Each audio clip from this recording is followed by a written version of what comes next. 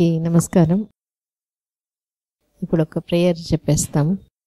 ఇక్కడ చేరి ఉండే ప్రతి తల్లిదండ్రులు కూడా మంచి బిడ్డ అంటే మంచి ఆరోగ్యం, మంచి తెలివితేటలు, మంచి గుణాలతో దీర్ఘాయుష్గా ఉండే బిడ్డని హ్యాపీగా, ఈజీగా, సేఫ్గా డెలివరీ చేసుకోవాలి అని మనస్ఫూర్తిగా ప్రార్థిస్తున్నాం. ప్రెగ్నెన్సీలో అన్నీ చెప్తాము, డయట్, ఎక్సర్సైజ్, దాంతోపాటు టాక్ టు బేబీ కూడా చెప్తాము. డెలివరీకి వచ్చేటప్పుడు డెలివరీకి కావాల్సిన ఎక్సర్సైజ్ అది చెప్తాము. సో ఇప్పుడు మనం మనతో వాళ్ళ డెలివరీ ఎక్స్పీరియన్స్ షేర్ చేసుకునేదానికి ఫ్రెండ్ వచ్చినారు. హిమజ కూడా ఒక సూపర్ మామ్, అది ఎట్లా అని తనే చెప్తుంది. ఇక్కడికి నేను ఫస్ట్ పీసీఓడికి ప్రాబ్లం మీద వచ్చాను మేడం దగ్గరికి. ఫస్ట్ మా అన్న సజెస్ట్ చేస్తే, మా అన్న ఇక్కడే హాస్పిటల్లో ఉండేవాడు. మేడం అంటే చాలా అభిమానం మనకి. ఇక్కడే చూపించుకో పాప, ఇక్కడే ఉండు, నువ్వు అన్ని మేడమే చూసుకుంటారు ఏదొచ్చినా అంటే సరేలే అని నేను ముందు పీసీఓడి ప్రాబ్లం మీద 2 years బ్యాక్ నేను ఫస్ట్ టాబ్లెట్స్ కానీ మింగనని చెప్పా మేడంతో. మేడం దాన్ని చాలా సపోర్ట్ చేశారు నాకు. ఫస్ట్ అదే అంటే కొంతమందికి ఒక్కొక్క టాబ్లెట్స్ మింగుతుంటే చాలా హెడేక్ కానీ చాలా ఇదిగా ఉండేది నాకు. తర్వాత మేడంకి తర్వాత నెక్స్ట్ మంత్ వచ్చిన తర్వాత మేడంతో, మేడం నేను ఇంక మింగను, నేను న్యాచురల్గానే ట్రై చేస్తాను అని చెప్పాను. దానికి మేడం ఒప్పుకున్నారు. ఎందుకంటే నేను మేడంతో ఫ్రీగా మాట్లాడగలిగాను కాబట్టి, మీరు ఎవరు మాట్లాడినా మేడం రిసీవ్ చేసుకుంటారు కాబట్టి నాకు అట్లా అనిపించింది. ఫస్ట్ టాబ్లెట్స్ మింగకుండా నాకు కన్సీవ్ అవ్వడం చాలా సర్ప్రైజింగ్ ఉండింది. ఫస్ట్ నేను నా బాడీని నేను చాలా కంట్రోల్ చేసుకున్నా. ఫుడ్ విషయంలో కానీ మేడం ఇక్కడ డైట్ చెప్పేవాళ్ళు అన్నిటికీ. కానీ నేను కొంచెం లేజీగా ఉండేదాన్ని ఫస్ట్ నుంచి. ఎక్సర్సైజ్ చేయమన్నా, యోగా చేయమన్నా ఏం చేసేదాన్ని కాదు. ఓన్లీ డైట్తోనే కంట్రోల్ చేసుకున్నా మేడం ఇచ్చిన డైట్తో. తర్వాత కన్సీవ్ అయిన తర్వాత 2nd monthలో వచ్చాము ఇక్కడికి. నాకు తెలియదు నేను కన్సీవ్ అయ్యానని. అప్పుడు అసలు నిలదో బేబీ అనుకుంటా వచ్చాం. కానీ తీరా చూస్తే బేబీ చాలా హెల్దీగా ఉంది, బాగుంది, హార్ట్ బీట్ అని 2nd monthలో చెప్పారు మేడం వచ్చింది. అందరూ మా హస్బెండ్ ఏమో డేట్ రావట్లేదు కదా, ఇవి తాగు, వెయిట్ చేస్తే వస్తాయి కదా అట్లా అని చెప్పేవాళ్ళు.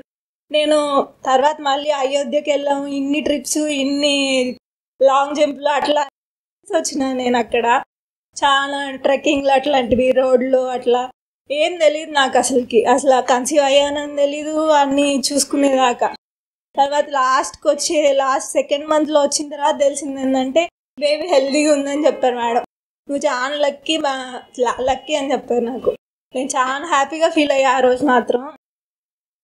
తర్వాత మళ్ళీ నేను 3rd month 4th month scanning normal last 7th monthలో స్కానింగ్ తీసుకున్నప్పుడు నాకు సర్విక్స్ ఓపెన్ అయింది. నువ్వు ఇంకా 2 months బెడ్ రెస్ట్ అని చెప్పారు. అసలు నాకేం అర్థం కాలేదు. నేను మా హస్బెండ్ వచ్చాము.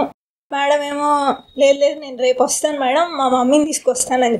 లేదు నువ్వు అసలు కలడానికి లేదు, ఇప్పుడు ఎగ్జాక్ట్గా ఇక్కడే నువ్వు హాస్పిటల్ అడ్మిట్ అవ్వాలా అని చెప్పారు. అంతే, ఇంకా నేను 2 months ఇక్కడే ఉన్నా. మీరు నమ్ముతారో నమ్మరో, ఎవ్రీథింగ్ ఇన్ బెడ్లోనే ఉన్నా నేను. నాకు తెలియదు.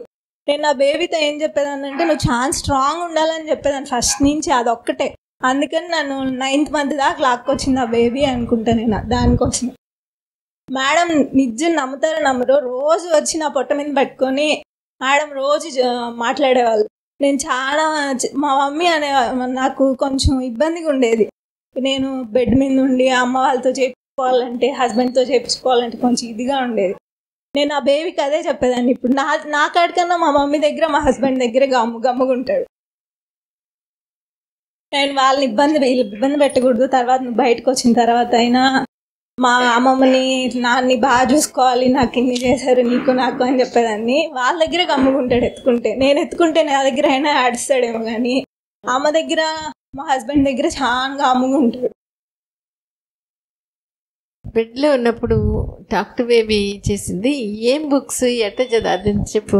నేను శివాజీ బుక్ చదివేదాన్ని. ఇప్పుడు నేను శివబా అంటే కొంచెం రియాక్ట్ అవుతాడు. ఏ పేరు పిలిచినా అట్లా రియాక్ట్ అయ్యాడు. కళ్ళు తెరిచి టక్కని చూస్తాడు. మా హస్బెండ్ ఒక పేరు పెట్టుకోవాలని చెప్పి ఊరికే పేర్లన్నీ పిలుస్తూ ఉంటాడు, ఏ పేరుకి రెస్పాండ్ కాదు. శివబా అంటే మాత్రం బాగా కళ్ళు తెరిచి ఇట్లా ఇట్లా చూస్తుంటాడు. నాకు శివాజీ ఆ బుక్ చదివిన తర్వాత నాకు అట్లాంటి కొడుకు కావాలనుకునేదాన్ని. వాళ్ళమ్మ అంత బాగా పెంచింది, నేను నా కొడుకుని అంత బాగా పెంచాలనుకునేదాన్ని ఆ బుక్ చదివిన తర్వాత. సూడోకో చేసేదాన్ని నేను. నా ఫస్ట్ సూడోకో అంటే ఏదోలే మా నాన్న నేర్పించాడు ఊరికే చేద్దాం అనుకునేదాన్ని. తర్వాత ఇక్కడ బెడ్లో ఉన్న తర్వాత ఇంకా బుక్ తెప్పించుకొని చేయడం నేను ఇంకా రోజు దాంట్లో ఒక 100 పజిల్స్ సాల్వ్ చేసి ఉంటాయి ఇప్పటికీ. ఫస్ట్లో నా బేబీకి చెప్పేదాన్ని, మనం యాక్టివ్గా ఉండాలి, ఏదొచ్చినా తట్టుకోవాలని చెప్పేదాన్ని. నేను ఎంత స్ట్రాంగ్గా ఉండాలంటే ఎవరైనా మనల్ని ఏదన్నా మాట అన్నా గమ్ముగా ఉండొచ్చు, కాకపోతే 1-2 సార్లే, 4వ సారి మాత్రం గమ్ముగా ఉండకూడదు అని చెప్పేదాన్ని నేను. ఎందుకంటే ఎక్స్పీరియన్స్ అవుతుంటాం కదా మనం, వాళ్ళు ఇంకా తెలియదు కదా. కానీ నేను నా బేబీ పొట్టులో ఉన్నప్పుడే చెప్పుకునేదాన్ని స్ట్రాంగ్ ఉండాలి, ఎవరేమన్నా పట్టించుకోకూడదని. మేడం మాత్రం నాకు చాలా సపోర్ట్ చేశారు. నేను లాస్ట్ మినిట్లో నాకు 9th మంత్ దాకా నువ్వు గట్టిగా పట్టుకుండాలని, కాకపోతే ఏమైందంటే లాస్ట్ మంత్లో నాకు 1 వీక్ ముందర ఉమ్మనీరు అంతా వచ్చేయడం వల్ల ఆ డెలివరీ అయిపోద్దని చెప్పారు. కాకపోతే నేను అప్పటికీ చెప్తున్నా డాక్టర్ బేబీ, నువ్వు ఇంకా 9th మంత్ రాలేదు, మనకి 9th మంత్ రాలేదు, గట్టిగా పట్టుకో, ఇంకొక 4 డేస్ ఉన్నాయని చెప్పేదాన్ని. 4 డేస్కి మంచి రోజు రావాలి, మంచి టైంలో రావాలి, ఇన్ని రోజులు ఇంత కష్టపడ్డాం కదా, మంచి రోజు రావాలి నువ్వు బయటికి అనుకునేదాన్ని. కరెక్ట్గా విజయదశమి రోజు వచ్చాడు. నేను చాలా హ్యాపీగా ఫీల్ అవుతున్నా. శివాజీ బుక్లో ఉంది, అమ్మవారు దేవుణ్ణి ఎట్లా పంపిస్తాడంటే మనకి ఎవరొక రూపంలో పంపిస్తానన్నారు కదా, నాకు మేడం రూపంలో, ఈ హాస్పిటల్ రూపంలో వచ్చినట్టు అనిపించింది నాకు ఆ రోజు మాత్రం. ఎంత ఇదంటే నేను 2 o'clockకి అన్నం తిని ఇట్లా ఉమ్మనీరు కలర్ చేంజ్ అయింది అని మేడం కింద సిస్టర్స్కి చెప్పాను. అంతే, మేడం విత్-in secondsలో పైకి వచ్చేసారు నా దగ్గరికి. అంతే, ఇంకా లేదు మేడం మంచి రోజు కాదు మేడం, ఈరోజు రేపు చేసుకుంటాను మేడం అని చెప్తా ఉన్నా. మేడం లేదు ఇంకా బేబీ వచ్చేస్తుంది, ఇంకా మనం తీసేసుకోవాలి బేబీ, మంచి టైం వచ్చేస్తుంది అని చెప్పి ఇంకా నాకేం అర్థం కాలేదు. నేను ఇంకా కార్తీక మాసంలో అవ్వాలి నాకు డెలివరీ, నాకు శివుడు అంటే ఇష్టం అనుకుంటా ఉండేదాన్ని. లేదు అమ్మవారు నీ కొడుకుని ఈరోజు విజయదశమి రోజు ఇస్తున్నారు అనుకుని మళ్ళీ ఇంకా నేనే చెప్పుకునేదాన్ని. ఎక్కువ అమ్మ వాళ్ళని, హస్బెండ్ని ఎక్కువ ఇబ్బంది పెట్టేదాన్ని. అప్పటికే చాలా ఇబ్బంది పెట్టాను నేను, ఇంకా ఇబ్బంది పెట్టాను. ఎందుకని నేను వాళ్ళకి ఎవరికి షేర్ చేసుకునేదాన్ని కాదు. కానీ మా మమ్మీ, మా హస్బెండ్, మా ఇంట్లో వాళ్ళు మాత్రం నాకు చాలా సపోర్ట్ చేశారు. నేను అందులో ప్రతిరోజు హాస్పిటల్లోనే ఉన్నాను కాబట్టి అలవాటు అయిపోయాను అందరికీ. నేను ఇక్కడ రోజు ఎవరి సిస్టర్ వచ్చినా ఈరోజు ఎన్ని డెలివరీలు అయ్యాయి, ఎంతమంది అబ్బాయిలు పుట్టారు, ఎంతమంది అమ్మాయిలు పుట్టారు అని లెక్కేసుకునేదాన్ని నేను. 1 వీక్లో ఇక్కడ తెలుసా, ఫస్ట్ 1 వీక్లో అందరు అమ్మాయిలే పుట్టేవాళ్ళు, ఎవరో ఒక అబ్బాయి తప్ప. మళ్ళీ నెక్స్ట్ వీక్లో అందరు అబ్బాయిలు పుట్టేవాళ్ళు, ఒక అమ్మాయి తప్ప. అట్లా పుట్టేవాళ్ళు. అందులో నేను లెక్కలేసుకుంటా ఉండేదాన్ని నేను ఇక్కడ ఉన్నప్పుడు. సో డెలివరీ ఎట్లా అయిపోయింది? అసలు నాకు డెలివరీ నార్మల్ అవుద్దని నేను అనుకోలే లేదు. మా హస్బెండ్ మాత్రం నీకు C-section చేయించుకుందు, ఏమోలే ఏదో ఒకటిలే అబ్బా, నేను నార్మల్ అయితే అవని, లేకుంటే సిజరీన్ అయితే అవని అని చెప్పుకునేదాన్ని. ఏదైనా పర్వాలేదు, బేబీ సేఫ్గా రావాలని. అసలు నా డెలివరీ ఎట్టయిందో నాకు అసలు ఇప్పటికీ అర్థం కావట్లేదు. నేను 2:30కి చెప్తే నాకు 6కి అంతా నా బేబీ నా చేతిలో, అంటే నా దగ్గర ఉన్నాడు. చాలా వెయిట్ తక్కువతో పుట్టాడు, కాకపోతే చాలా హెల్దీగా ఉన్నాడు ఇప్పుడు, చాలా స్ట్రాంగ్. మీకు ఏం చెప్పాలంటే, నేను ఒక 4th డేనో బేబీ పుట్టిన తర్వాత నెయిల్స్ పెరిగాయని నెయిల్ కట్టర్తో ఇట్లా కట్ చేశాను, బ్లడ్ వచ్చింది. సారీ నాన్న, సారీ నేను కట్ చేసేసాను అని చెప్తే మా అమ్మ, వాడు ఏడవట్లేదులే, వాడు నీకన్నా స్ట్రాంగ్ ఉన్నాడు అని చెప్పింది. అసలు ఏడవనే లేదు. నేనైతే ఆ నిద్ర వస్తుంటే మనం అనుకుంటాం కదా, వాడు అట్టు చూస్తున్నాడు అని. అంత స్ట్రాంగ్గా ఉండాలని చెప్పుకునేదాన్ని నేను అంతా మేడం వల్లే. టాక్ టు బేబీ అంటే ఏముంది అబ్బా టాక్ టు బేబీ అనుకునేదాన్ని నేను ఫస్ట్లో. తర్వాత నేనే చెప్పుకుంటా ఉంటే బేబీ కదలికలు. వాళ్ళ నాన్న వస్తే చాలా యాక్టివ్గా ఉండేవాడు అందరికన్నా. మా అమ్మగారిని రోజు నాకు ఒళ్ళు తుడిచేటప్పుడు బాగుండాలి నాన్న, బాగుండాలి నాన్న. ఇప్పుడు కానీ వాళ్ళ అమ్మమ్మ అంటే అంత ఇష్టం బేబీకి. డెలివరీ టైంలో నాకు ఏం జరిగిందంటే, నేను 2 months బెడ్లో ఉన్నాను కాబట్టి నేను లేలేకపోయా, ఒక్కసారిగా లేచి నిల్చోలేకపోయా. అసలుకి ఒక కళ్ళు తిరుగుతున్నాయి, బాడీ పెయిన్స్ అంతా వచ్చేసాయి. ఆ డెలివరీ టైంలో నేను పుష్ చేయలేకపోయా. నాకు అసలు అర్థం తెలియలా. నాకు నార్మల్ డెలివరీ అయిందని నేను పుష్ చేయలేదు కదా, నాకు నార్మల్ డెలివరీ ఎట్టయింది. తర్వాత నేను ఇంత పెయిన్ నేను భరించలేనంటే మేడం వాళ్ళ తర్వాత నాకు ఆక్సిజన్ అవన్నీ పెట్టిన తర్వాత బేబీ వచ్చేసింది. బేబీ నీకు బాయ్ పుట్టాడు, నాకు అబ్బాయి పుట్టాడా అని లేచి నేను ఎత్తుక్కుంటున్నాను. నాకు అసలు తెలియదు నా డెలివరీ అయిపోయింది. తర్వాత పొట్ట చూసుకున్నాను, అయ్యో ఏం లేదే ఇక్కడ అనుకున్నాను నేను. అట్లా అయిపోయింది నా డెలివరీ. అంత ఈజీగా అయిపోయింది. నేను అంత ఈజీగా అవ్వద్దని నేను అనుకోలేదు. కానీ చాలా మంచి ఎక్స్పీరియన్స్ ఈ హాస్పిటల్లో. సిస్టర్స్ కాడ నుంచి, సిస్టర్స్ అయితే నన్ను రోజు వచ్చి నవ్వుపించేవాళ్ళు. నీకేం కాదు నీకు అబ్బాయి కావాలా అమ్మాయి కావాలని అడిగేవాళ్ళు రోజు. ఎవరు వచ్చినా, కొత్త సిస్టర్ వచ్చినా నాకు అబ్బాయి కావాలి, ఫస్ట్ అబ్బాయి కావాలి, తర్వాత అమ్మాయి కావాలి అనుకునేదాన్ని. అందరూ నీ కొడుకు ఏం చేస్తున్నాడు ఈరోజు, తిన్నాడా, నీ కొడుకు ఏం చేస్తున్నాడు ఈరోజు అనేవారు. మేడం వాళ్ళు వచ్చినా కానీ, నైట్ డ్యూటీ మేడం వాళ్ళు వచ్చినా కానీ, నీ కొడుకు ఏం చేస్తున్నాడు కడుపులో, నీ కొడుకు ఏం చేస్తున్నాడు, ఎప్పుడు వస్తాడు అంటున్నాడు అనేవాళ్ళు. అసలు ఎన్ని మంచి ఎక్స్పీరియన్స్ నాకు. నేను ఇంట్లో ఉన్నా కానీ నేను ఇంత హ్యాపీగా ఉండేదాన్ని కాదేమో. నేను హాస్పిటల్లోనే నేను నా బేబీని ఇంత హెల్దీగా, ఇంత బాగా సేఫ్గా తీసుకోగలిగాను. నేను ఇంట్లో ఉంటే కొంచెం ఇబ్బంది పడి ఉండేదాన్ని. ఇంకో విషయం ఏంటంటే నా డెలివరీ, మా మమ్మీ డెలివరీ అప్పుడు కానీ మేడమేనంట చేసింది నేను వచ్చిన దానికి.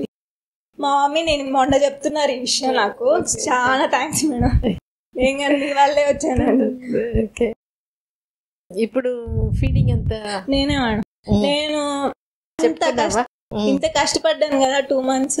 వీళ్ళని ఎవరిని ఇబ్బంది పెట్టకూడదు. ఒకవేళ రాత్రి లేసి అమ్మమ్మ మళ్ళీ పాలు కల్పించి నేను పండుకొని ఉంటే అమ్మమ్మని ఇబ్బంది పెట్టకూడదు అని చెప్పేదాన్ని. అందుకే నాకు పాలు ఉండాలనుకునేదాన్ని. కొంచెం ఎక్కువ ఇబ్బంది పెట్టకూడదు అనేదాన్ని నైట్ పూట అమ్మమ్మని. ఇప్పుడు కొంచెం నేనే చూసుకుంటున్నా. నాకు నార్మల్ డెలివరీ అవడం వల్లే నేను నైట్ లేసి వాడికి ఫీడింగ్ ఇచ్చుకుంటా. నేను కొంచెం మా అమ్మని కొంచెం రెస్ట్ తీసుకోమనగలుగుతున్నాను. మా మమ్మీ మేడమే ఎక్కువ నా బేబీకి సపోర్ట్ చేసింది. పొట్ట మీద చేతులు పెట్టుకొని బాగా ఇచ్చేవాడు మూమెంట్. నైట్ పూట అయితే అసలు విపరీతంగా ఉండే మూమెంట్స్ మార్నింగ్ కన్నా. ఎందుకంటే నేను నైట్ ఎక్కువ మేల్కొని ఉండేదాన్ని. చాలా హ్యాపీగా ఉండింది నాకు బేబీని తీసుకున్న. చాలా సంతోషం. అంటే బెడ్లో ఉండడం అట్లా ఉన్నప్పుడు కొన్నిసార్లు బాధ అదంతా ఏం లేకుండా డాక్టర్ బేబీ బాగా చేసుకొని మంచి బుక్స్ చూసుకొని ఎప్పుడు హ్యాపీగా నవ్వుతూ, అది మాత్రం చాలా పెద్ద ఒక ఎక్స్పీరియన్స్. సో అందుకని హిమజ మా బేబీని మేడం ఎప్పుడు ప్రీషియస్ బేబీ అని అన్నారు. నాకు చాలా హ్యాపీగా ఉండింది. అంత ప్రీషియస్ బేబీని నాకు ఇచ్చింది మేడం వల్లే కాబట్టి చాలా చాలా సంతోషం. అంటే ఒక్కొక్కసారి అది దాటి వెళ్ళిపోతాం, కానీ ఆ ఎక్స్పీరియన్స్, ఆ మెమరీస్ మనకు అట్లానే ఉండిపోతుంది. నేను హాస్పిటల్లో అడ్మిట్ అయ్యాను. మా బంధువులకి ఎవరికి చెప్పలేదు. నేను ఎవరికైనా చెప్తే నేను అయ్యో ఇన్ని రోజులు ఉండాలా, అన్ని రోజులు ఉండాలా.